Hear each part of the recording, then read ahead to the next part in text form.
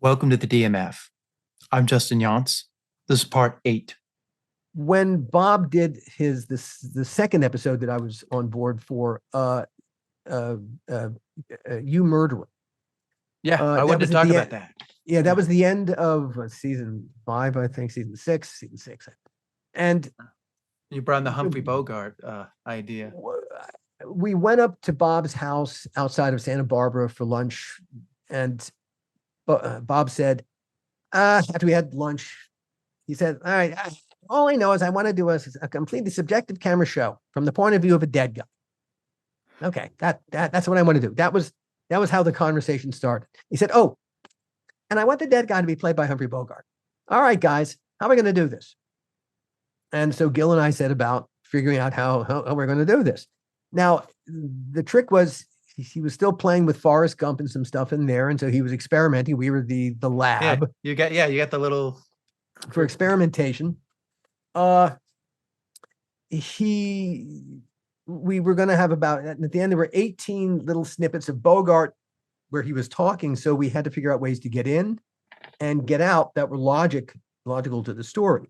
So there was a lot of puzzle making involved in putting the whole thing together. Plus, it's a subjective camera show. It's from one character's perspective, in essence, with minimal camera cuts, with just a few, kind of like in Alfred Hitchcock's Rope, where it's, in essence, it's one continual shot the whole time. It's not. There are a couple places where it breaks, but Bob was going for, he was that kind of experimentation is what he wanted to do with this episode. He loves doing that. He still does it to this day. He's doing the experimentation. Why would you not want to be part of this?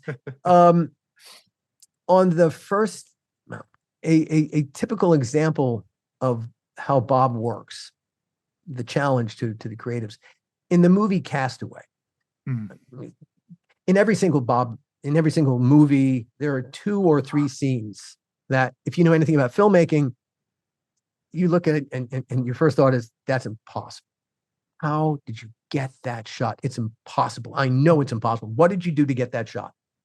On Castaway, with Tom Hanks, at one point there's a mountain in the middle of the island. And at some point, he decides, I'm going to climb the mountain. And he climbs up to the top. And the camera is on his shoulder the whole time. And he gets to the top of the mountain. It's just enough for him to stand there, just barely enough room for him. But he gets up there and he does a 360 of the whole island. And he sees that it's surrounded by reefs. He's in the shot the whole time. Tom is in the shot the whole time. You see that there's no place, there's hardly anywhere for him to stand. Where's the crew? Yeah. The camera's back then. There were no GoPros, a big camera. Yeah. Where's the camera? Where are the lights? Where are the whiteboards? Where is everybody? How are you doing this shot? This is impossible. But I know from experience that what happened when they were on location, Bob said, okay, guys, let's go. We're going to do that shot. And they all climbed up to the top of that mountain and they looked at it. And Bob said, all right, guys, here's what I want. And I said, Tom's going to be climbing up there. He's going to come up to the top. He's going to have the camera on his shoulder. He's going to see him the whole time in the shot. And turn. And he looked at everyone there, looking at him as he stood there by himself, stood there looking down at them all. All right, guys, how are we going to do this? That's the question he asked. And then there are no wrong answers. There are answers that might not work all the way, but a piece of it might be good. And so he creates an environment where everybody buys in. Everybody invests. On the first day of You Murderer, because it was going to be the camera had to be able to go everywhere and everywhere. So we built what's called a 4-wall set, ceilings. And for that very first rehearsal, we never had rehearsal. Tales from the Crypt, you got 5 days of prep and 5 days to shoot. And you needed every one of those 5 days of prep. There's no rehearsal. But for Bob's episode, we built in 2 days of rehearsal, not for the actors, for the crew, because the shots were so complicated. And so what Bob did that first day, he brought everybody in onto our 4-wall set. So it's kind of cramped in there. This is You Murderer, right? Are we talking about You Murderer? You Murderer, yeah. And so the whole crew and even the craft services, come on in to be part of it. Everyone sat in, and Bob had everyone there sitting. He said, all right, guys, here's where the shot's going to start. I think we start down here, like on the floor, and then we're going to move over here. We're going to move over there. Then, we got to go all the way over here. Blah, blah, blah. Then we got over here for this piece of action. And then we're going to end all the way over here with that kind of a shot. And he turned and he looked at us all and he said, all right, guys, how are we going to do this? And everyone invests. This is not his thing. It's our thing. So that's how he does it. Wow. That's how he does it. And that's He why, he yeah, he's shows you worked with the same what he people again and wants, again and again. and then he says, now how are we going to do it? And you're Oh, right, that's now very Bob different. has lots of Bob's already got solutions in his head, but he's thrown it out Yeah, to, he's putting to it the out to room because everybody. you don't know where the great idea is going to come from. And Exactly. it creates an environment where, yeah, we're all in this together. We're pulling this heavy load up the same mountain together with the same Yeah. end goal in mind. It's remarkable. And that's what Dennis Miller did not understand, is that it's a team effort. It's not just, you may be taking $1 million, but it's a team effort and you need to be here to help us. And he wasn't. I would think even if you sat Dennis down and you held his head in your hand and you explained it to him very slowly with words, okay, Dennis, you understand this, right? He wouldn't understand. And I think it's just, Really? it's who he is. He is he just not a sociopathic? collaborative person. Not everybody is. Not everybody can do improv. Interesting. Some people, Yeah. it's too terrifying for them. They're control freaks. They have to be in control. But anyway, so that's such an awesome. I mean, Was that in love any way an answer hearing to your that. question? Yeah, I mean, we're talking about. I just want to hear about like a little bit about Yellow, You Murderer. Oh, that well, was, Yellow, yeah, that was yeah. mentioning. So, yeah, Yellow was great fun to make, and then making the other episode with Bob. Yellow was remarkable. That's a real pinch me moment, you know. One of the doing Crypt was, as I said, was wonderful because of the incredible people I got to work with. I grew up a movie fan, a movie buff. I was And going then to suddenly mention. I was going to ask you that. I found myself working with people whose movies I loved.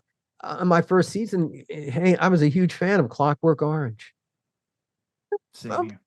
I hired Malcolm McDowell to be Yeah. in my stupid little TV show. What? What world is this? What planet am I living on now? This is a remarkable turn of events.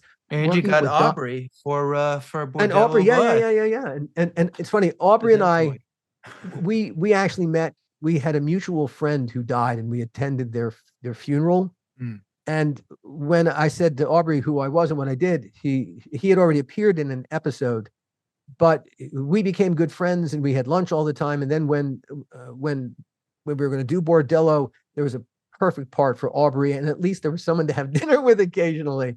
Who, yeah, you could. And he owned that part. He oh yeah, he owned that part. A consummate pro. What a wonderful person Aubrey was. I miss Aubrey.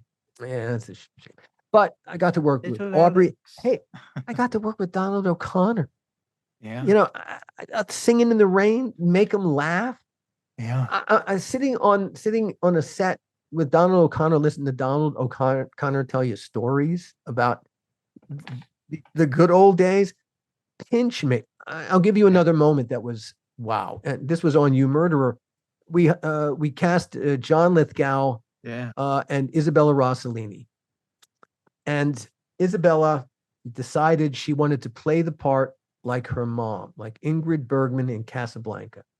Oh yeah, you're right. And so that's her mother. When she came in for her wardrobe fitting, that was total pinch me. You're sitting there watching Isabella Rossellini come in and out with wardrobe saying, I think that looks like my mom. She's looking for, this looks just like, trying to look like Ingrid Bergman, her mom, and then telling stories about her mom and what her mom was like, what her mom.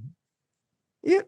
Wow, the whole film. What am I doing? What am I doing here? Wow, the whole film is set around a character that looks like Humphrey Bogart. It's it's crazy. So doing Crypt was filled with those moments. Like I said, we got to work with the most remarkable people. Now, I'm not a star effort. I'm not. I'm fascinated. I'm not interested in meeting these people. I want to work with them.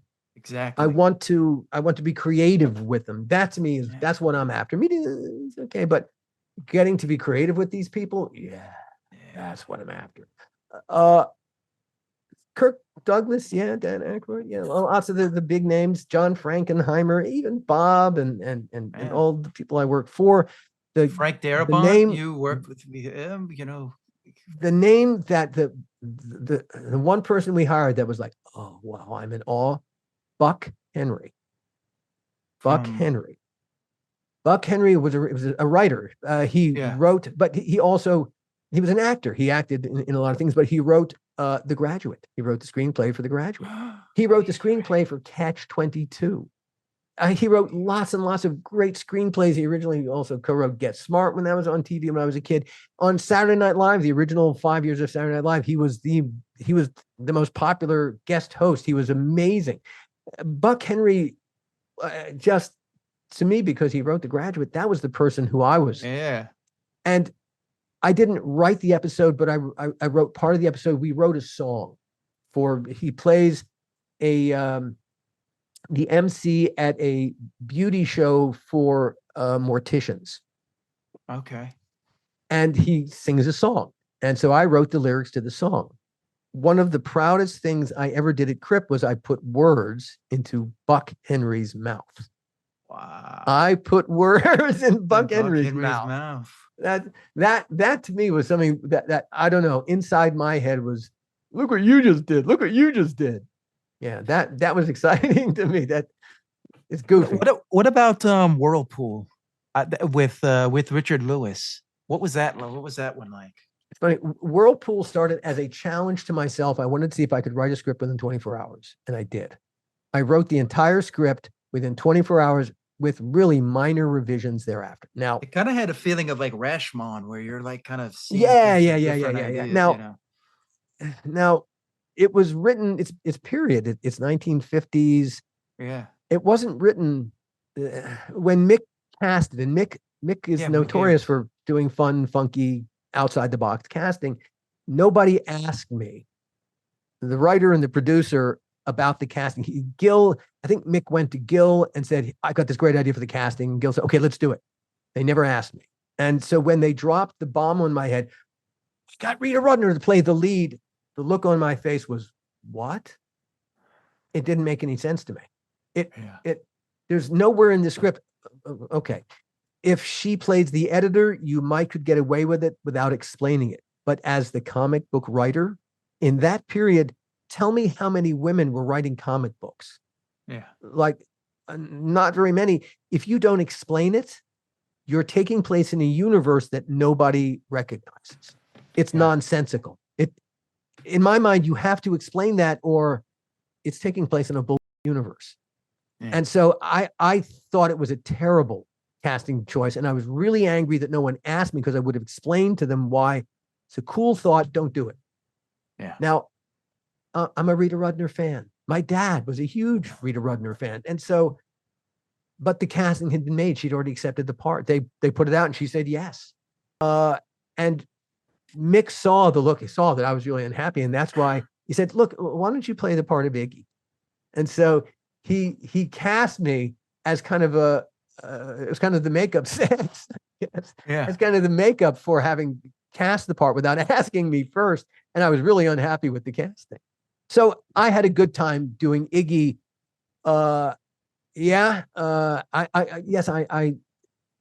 Rita's lovely, and I loved working with Rita, and working with Richard was a real pleasure. It was a hoot. I really had. Were you happy with it, or do you still feel like disappointment of like it wasn't what it doesn't make sense to me. It doesn't make sense to me. To me, it's I know. I get it. What you explain. It sticks out. You're right. It's right there. It doesn't make any sense. It puts it in a fictional. It puts it in a fictional place.